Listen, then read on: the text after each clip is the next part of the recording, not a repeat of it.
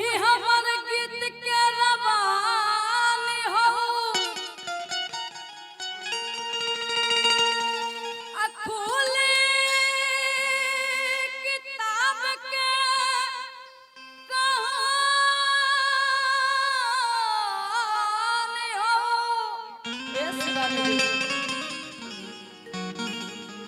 कि तोहरा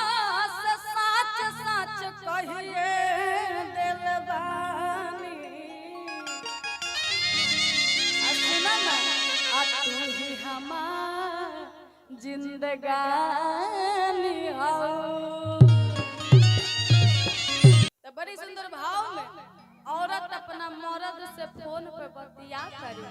और कहत तरीके राजा जी ए सैया जी जब से रउआ गवना करा के हई हरियाणा गइल बानी आयो घर में लहुरा देवर छोड़ के गइल बानी इतना ही खुरपाती हो कि एकरा रहन से हम तंग हो गइल बानी। अच्छा ना अब तक खैबू का कमाई बना तो हेलो चेक साउंड वाला भैया के कर रहा है चिकर चिकर बाकी आई औरत का तरीका कि जब से तू सैया गइल हरियाणा आ घोटल घोटात नहीं के हमरा से खाना काहे छोड़ गइलो बहरवा बोलो मुझे और का हमारा ना आवेला एक खातिर तो शादी ब्याह से दूर भागेला कि काहे छोड़ गइलो बहरवा बोलो एगो आगे देवर बैठल बा कैमरा वाला लाइन मारेला देवरवा बलमुजी लाइन मारेला देवरवा बलमुजी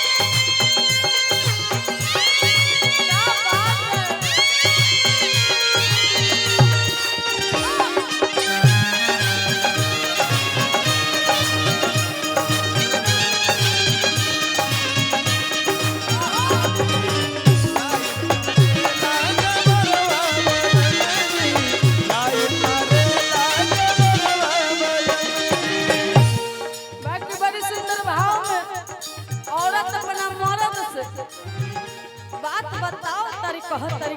का कहतरी है अच्छा रिपीट ए लाइन मारेला देवरवा बलमुजी लाइन मारेला देवरवा बलमुजी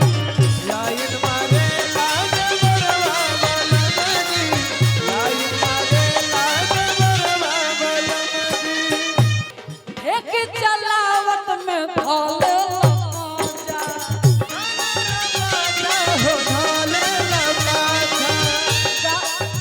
जल्दी से गाड़ी धक घरे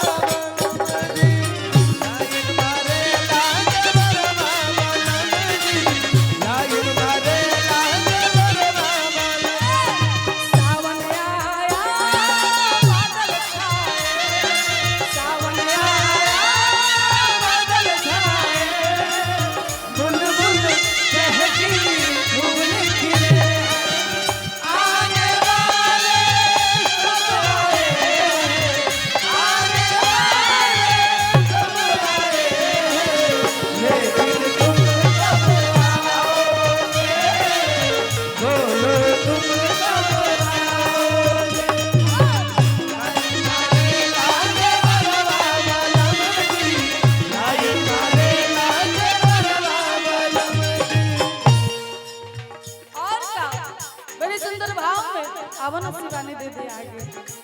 आगे के भाव बड़ी सुंदर औरत लगाओ तरीका जाई नहाए तब